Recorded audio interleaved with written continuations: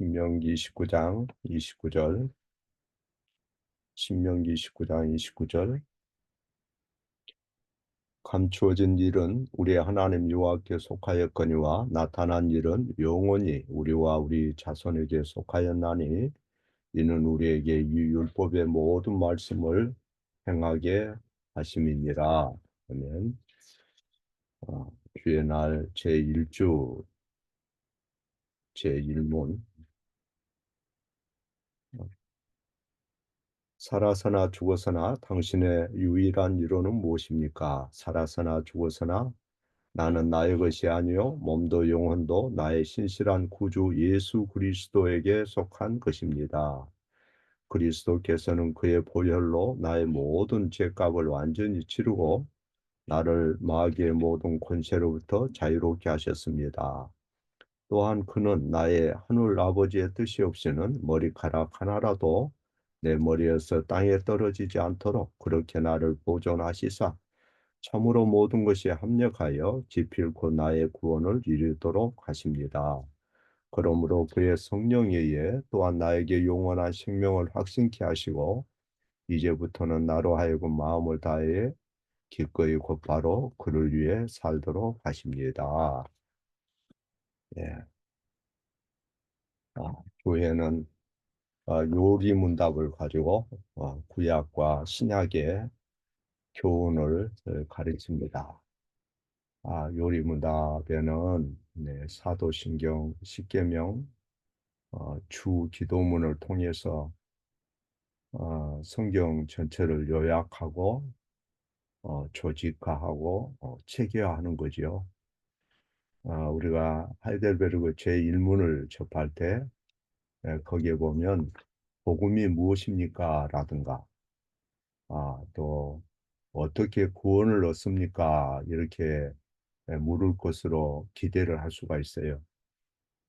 또 신구약의 교훈은 무엇인가요? 라든가 신구약의 핵심은 무엇입니까? 성경의 요약을 어떻게 얘기할 수 있습니까? 등 뭐 이런 질문을 예상해 볼 수가 있는데 첫째 질문을 우리가 읽어보면 당신의 유일한 위로는 무엇입니까? 이렇게 나와요. 이사야서 40장 1절에도 보면 위로하라 내 백성을 위로하라 이렇게 말씀하죠. 하나님은 이사야에게 내 백성을 가르쳐라 이렇게 말씀하지 않고 위로하라 그러셨어요. 왜냐하면 하나님의 가르친 그 말씀 자체가 우리의 위로가 되기 때문에 그렇습니다. 이 하나님의 계시, 하나님의 행하신 큰 일 자체가 교리이면서 위로가 되는 거죠. 그러니까 요리문답 서론에서 우리에게 제시하는 것은 요리문답 자체는 한낱 어떤 교리에 불과한 게 아니고 우리의 실생활의 큰 위로와 관련된 말씀이라는 거죠. 그것은 어떤 단편적인 어떤 지식에 불과한 게 아니고 실제 우리의 삶과 우리에게 필요한 그런 위로에 관한 말씀이다.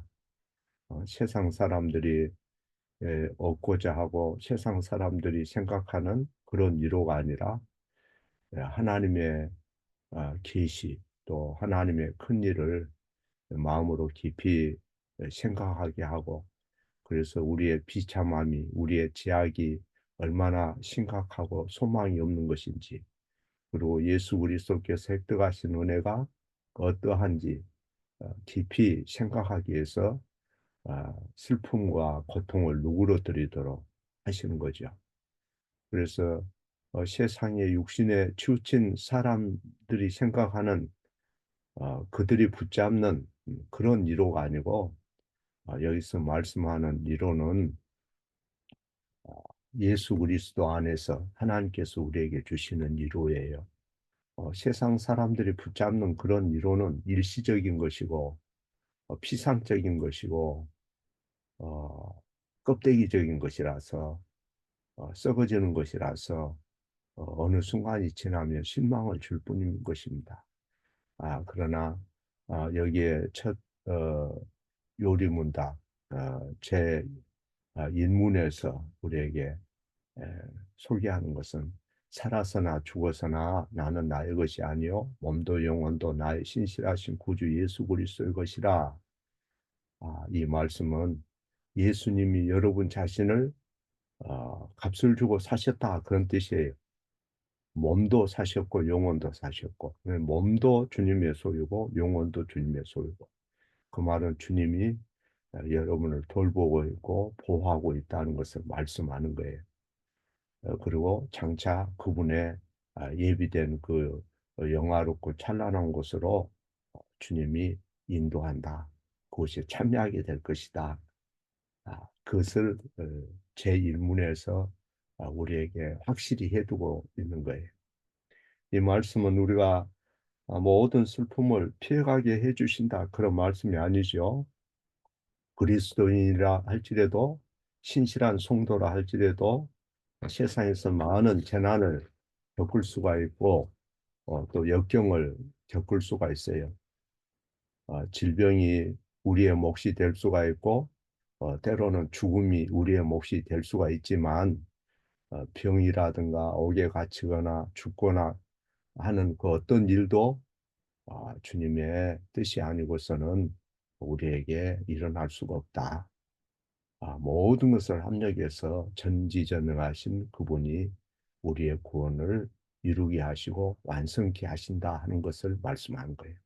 쉽게 얘기하면 우리에 대한 그분의 주권, 어떤 소유권, 그분의 에, 그분이 우리의 전능하신 아버지로서 모든 그 권위를 확실하게 영원히 실행할 것이다 하는 거죠. 그래서 베드로는 그런 말씀을 보배롭고 지극히 큰 약속이라 그랬어요. 예수님 안에서 완전한 구원을 얻고 영원한 생명을 보장받는 이것을 지극히 큰 약속이라 이렇게 말한 거예요. 그래서 세례 이식서에 보면 그 약속들이 잘 요약되어 있죠. 그 약속들은 쉽게 얘기하면 복음의 약속이에요. 다른 말로 하면 언약의 약속이라 할 수 있어요. 언약의 약속이다. 복음의 약속이다. 동일한 말이죠. 거기에 보면 우리가 성부의 이름으로 세례 받을 때, 성자의 이름으로 세례 받을 때, 성령의 이름으로 세례 받을 때 하면서 그 약속들을 아주 체계 있게 잘 요약해 두고 있죠. 그 약속을 보배롭고 지극히 큰 약속이라 성경은 이렇게 우리에게 말씀한다는 것. 그래서 그 약속은 회개하고 믿으라는 요구와 함께 주어진 약속입니다. 예수 그리스도를 믿는 모든 사람에게 성취되는 약속이에요. 예수님을 떠나서는 그 약속은 우리 것이 되지 않아요. 언약의 약속이다 그럴 때 우리가 성경에서 구약에 보면 창세기 17장 7절에서 잘 거기에 당사자를 설명해요. 나는 너희 하나님 내 후손의 하나님이 되리라. 거기에 보면 후손이란 말이 나와요. 언약의 약속에 대한 그 당사자를 먼저 바로 이해해야 성경을 우리가 해석할 때나 말씀을 전할 때 바르게 전할 수가 있겠죠. 창세기 27장 그 7절을 보면 켈빈 주석에서 보면 그 내용을 뭐라 했냐면 선택으로 선택자와 맺었다고 하는 것은 스스로 속고 있다 그랬어요. 스스로 속고 있다. 아, 어, 여기에는 선택자와는 반대로 성경은 아브라함의 종족은 직계 후손에 근거하여 하나님이 받아들이신 것을 선언하고 있다. 뭐 이렇게 돼 있어요. 그러니까 창세기 17장 7절의 말씀은 선택받은 자를 얘기하는 게 아니고 아브라함의 종족 직계 후손을 의미한다. 언약의 당사자는 아브라함의 후손이란 말이 중요해요. 굉장히 중요한 말이에요. 네? 아, 그래서 로마서 11장 10절에도 보면 그들은 거룩한 뿌리에서 나온 거룩한 가지들이라고 하였다. 이걸 인용해요. 또, 이 선택자와 맺었다 하는 것은 스스로 속고 있는 것이다. 어, 속고 있는 것이다. 어, 그리고 거기 보면 하나님이 자연적으로 출생한 아브라함의 자손들과 언약을 맺으셨다는 것 이상으로 확실한 것은 없다. 그리고 이 신약의 마태복음 8장 12절을 또 인용해서 설명을 해요. 유대인들 가운데 않는 자들 역시 그리스도로 말미암아 하나님 나라의 자손들이라고 불려주고 있다. 이렇게 돼 있어요. 로마서 마태복음 8장 12절에. 아, 사도행전 3장 15절을 보면 예수님을 십자가 못 박아 죽인 그 유대인들을 향해서 3장 25절에는 너희는 언약의 후손이다, 자손이다 이렇게 얘기하잖아. 물론 약속이 상속되는 것은 택자에게 적용이 되는 거죠. 그러나 약속은 택자에게만 주어지는 게 아니에요. 그걸 분명히 알아야 돼요. 그래야 성경을 바르게 해석할 수가 있어요. 아, 로마서 9장 그 8절에서 보면 아, 어, 그들은 모두 약속의 자녀들이 아니라 육신의 자녀들이라 이렇게 얘기하면서 언약의 약속은 택자에게만 주어진 것이 아니다 하는 것을 말씀해요. 아, 그래서 구약에서는 아브라함과 그 후손에게 언약의 약속이 주어진 거예요. 동일하게. 아, 예수와 이스마엘에게도 언약의 약속이 주어진 거예요. 그러니까 할례를 받은 거죠. 가짜 약속이 아니에요. 가짜 약속이 있고 신약이 진짜 약속이 있고 그럴 것 같으면 그걸 주신 분이 위선된 거죠. 동일한 약속이 주어졌어요. 동일하게 약속 어음이 주어진 것과 같아요. 그것을 은행에 가서 현금화 시켜야 되는 거죠. 그래서 구약엔 아브라함과 그 후손에게 맺어졌어요. 열왕기서나 역대서나 선지서의 내용 보면 그들은 언약의 약속이 그들에게 항상 적용이 돼요. 언약의 약속에는 축복도 있지만 저주도 있는 거죠. 믿음으로 합지 않을 때는 저주가 있어요. 불순종할 때는 저주가 있어요. 네, 오늘날 신자에게도 똑같아요. 신자의 자녀에게도 신자와 자녀에게도 신약에서는 적용이 되는 거예요. 그래서 히브리서에 보면 10장에 보면 언약의 저주도 있어요. 아, 신약에는 언약의 저주가 없는 게 아니에요. 하나님은 항상 두 가지 일을 가지고 말씀하셔요. 그러면 누가 약속을 유업으로 얻느냐 그럴 때 갈라디아서 3장 29절에 그리스도께 속한 자면 곧 아브라함의 자손이요 약속대로 유업을 이을 자니라 그랬어요. 그리스도께 속한 자는 아브라함의 자손으로 간주된다. 그리스도께 속한 자는 아브라함에게 하신 약속의 상속자가 된다. 그래서 우리는 그리스도를 통해서 아브라함에게 하신 약속의 상속자가 되는 거죠.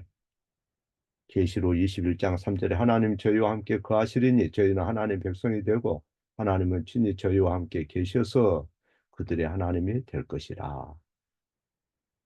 우리에게 종말에 계시록 21장은 언약이 성취된 것을 보여주는 거죠. 언약의 약속은 무엇을 통해서 주어집니까? 설교를 통해서 언약 안으로 접붙여지는 거예요. 복음을 듣는 사람은 누구나 약속을 받은 거예요. 이 약속의 선포를 받은 사람은 누구나 회개하고 이 약속을 믿으라고 부르심을 함께 받는 거죠. 개인적으로 주어지는 거예요. 로마서 11장에 보면 접붙임에 대해서 켈빈이 설명을 잘하죠. 부모로부터 약속이 자손에게 또 세례 받을 때 또 전도나 설교를 들을 때 접붙여진다 그랬어요. 자, 하델베르그 요리문답 제1주일은 복음이 뭡니까? 이렇게 묻지 않았죠? 어떻게 구원을 받았습니까? 이렇게 묻지 않았죠? 사나 죽으나 당신의 유일한 위로는 무엇입니까? 이렇게 물었어요. 개인적 확신을 물은 거예요. 거기에 나는 그리스도의 것입니다. 하나님께서 나에게 영원한 생명을 주셨습니다. 어, 또 나와 내 후손에게 주셨습니다. 이렇게 우리가 고백할 수 있어야 돼. 복음 약속이 택자들에게만 성취된다 그래서요. 그러나 복음 약속이 택자들에게만 주어지는 게 아니에요. 우리는 택자가 누구인지 몰라요. 내가 난 자식이라도 확실히 알 수 없어요. 약속은 복음 설교를 듣는 각 사람에게 주어집니다. 세례는 오직 선택된 사람에게만 주지 않습니다. 세례는 중생된 자에게만 주는 게 아닙니다. 세례는 하나님께서 우리와 자녀에게 영원한 언약을 맺으셨고 그 언약을 인치는 거죠. 언약 약속은 약속 자체가 자동으로 영원한 생명을 보장해 주는 게 아니에요. 언약 약속이 영원한 생명을 보장해 준다. 이렇게 어떤 그 박사학위 논문에 어떤 사람의 그 글에 그렇게 써져 있는 걸 보고 깜짝 놀랐어요. 그런 게 아니에요. 세례가 영생을 보장해 주지 않아요. 세례 받고 나 영세 받았습니다. 나 세례 받았습니다. 그래놓고 교회 안 다니고 예수 그리스도 부인한 사람이 얼마나 많습니까? 그래서 그 언약의 약속은 회개하고 믿으라 하는 요구와 함께 주어지는 거예요. 회개하고 믿으면 약속의 성취를 반드시 받게 될 것이다. 다시 말씀드리면 세례는 우리의 선택을 인친 게 아니죠. 중생을 인친 게 아니죠. 세례는 선택되었기 때문에 주는 게 아니라 그랬어요. 세례는 언약의 약속을 회개하고 믿으라는 요구와 함께 준다니까요. 성경에 계시된 언약의 약속을 믿지 않는 사람이 선택을 확신할 수 있겠어요? 그리스도의 그 언약의 약속, 복음의 약속을 받아들이지 않는 사람이 무슨 선택을 확신할 수 있어요? 하나님의 계시된 약속을 믿고 그 다음에 말씀을 통해서 선택의 확신을 얻게 되는 거죠. 만약에 복음이 택자에게만 주어졌다면, 언약의 약속이 택자에게만 주어졌다면, 내가 택자인지 아닌지, 우리 자녀가 택자인지 아닌지 어떻게 압니까? 알 수 없어요. 응? 그러나 만일에 복음을 듣고 믿었다면 그것은 영생을 얻기로 작정된 사람이고, 어? 언약이라는 것은 하나님의 청사진, 하나님의 계획인 작정과 관련이 되죠. 그럼에도 불구하고 작정과 언약은 분리되는 거예요. 왜냐하면 신명기 29장 29절 엄미한 일을 하나님께 속하고 우리와 자손에게 나타난 일은 이 언약에 속한다고 하지 않습니까? 세례를 받았기 때문에 선택된 사람으로 가정을 해서 성부, 성자, 성령의 약속이 주어진 게 아니다 이 말이에요. 선택된 사람으로 가정에서 준다고 아브라함 카이퍼가 얘기하죠. 그거 잘못된 거예요. 하나님은 택자만 언약을 맺었다면 세례받은 후 신앙생활을 안 한 사람이 많지요. 어? 그러면 구원받지 못하고 나중에 교회도 안 다닌 사람이 받은 세례는 그 어떤 세례죠? 그 가짜입니까? 그런 게 아니에요. 세례 약속을 어떤 얘기는 진짜 약속을 주고 어떤 얘기는 가짜를 주는 게 아니에요. 하나님은 그런 위선된 분이 아니다. 세례는 선택된 사람이라고 가정에서 주는 게 아니에요. 가정적 중생 이런 거는 성경이 없어요. 신조에도 어디에도 없어요. 그거는 학자들이 일시적으로 착각해서 이해를 못하다 보니까 그런 단어를 만들어낸 거죠. 우리는 누가 영원한 생명으로 선택되는지 아무도 몰라요. 우리가 또 알 바도 아니에요. 하나님의 영원한 창세전의 작정을 우리가 호기심을 가지고 들여다볼 수도 없고 알 수도 없어요. 세례는 선택을 잊은 게 아니다. 세례는 선택받았기에 준 게 아니다. 오묘한 일은 우리 하나님 여호와께 속하였고 나타난 일은 우리와 자녀에게 속하였다. 예?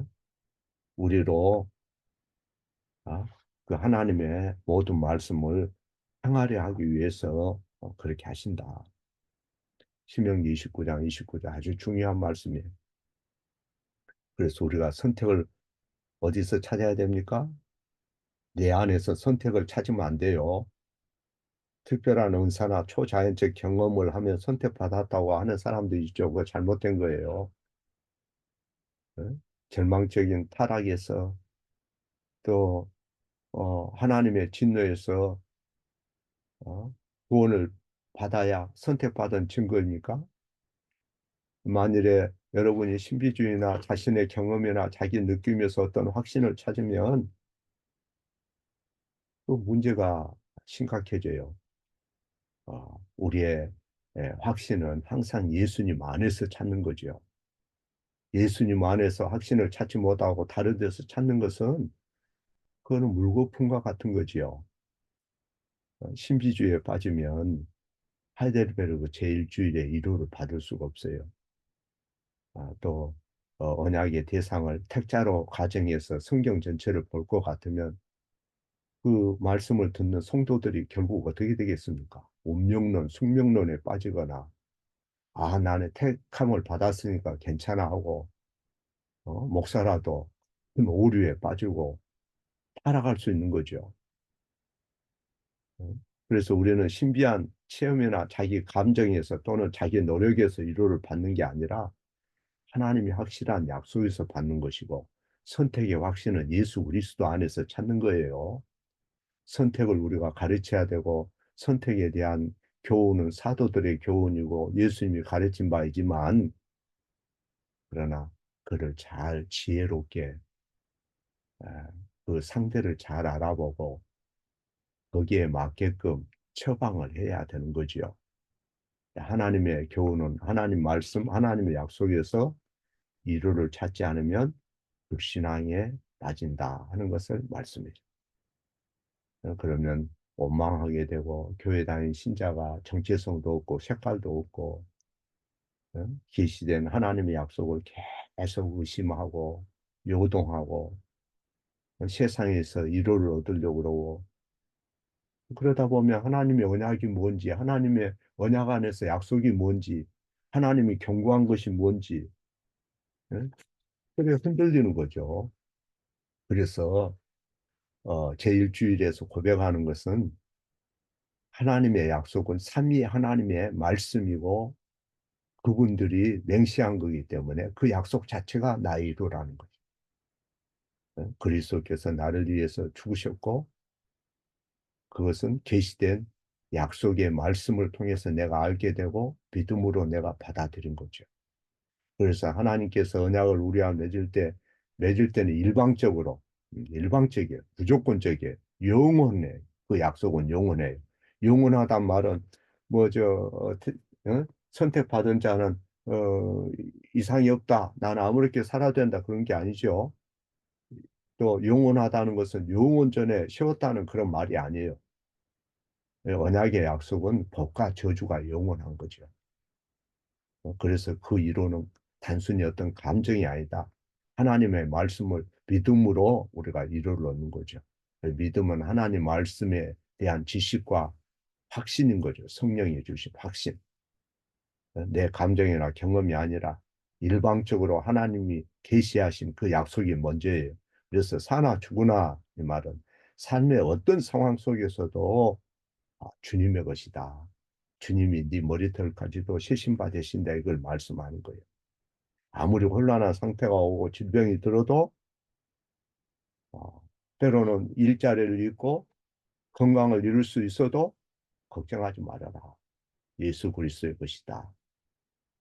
주변 사람이 너를 알아주지 않고 무시할지라도 환경이 더 나빠질지라도 자네는 보배로운 피로 주님이 죄값을 지불했고 하나님께서 예수 그리스도로 인해서 하나님의 아들로 인쳤단다.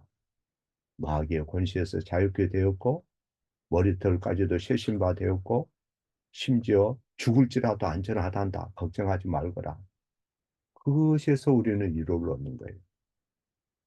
예수 그리스도 안에서 경건하게 살고자 하는 자는 핍박받을 것이라 하지 않습니까? 바르게 살려고 그러면 주변 사람들 알아줍니까? 안 알아줘요. 그 말은 그리스도인이 쉬운 삶을 살아갈 것이다. 그런 뜻이 아니다. 이 말. 그리스도는 풍족하고 번영한 삶을 계속 누릴 것이다. 그게 아니에요. 착각하면 안 돼요. 어? 그래, 바울이 그랬잖아요. 그리스도인의 삶이 다만 이생뿐이면 모든 사람 가운데 우리가 더욱 불쌍한 자니까.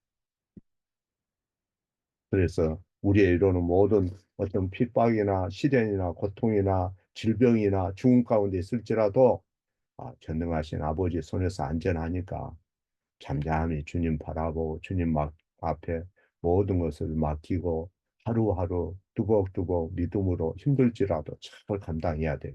기도합니다.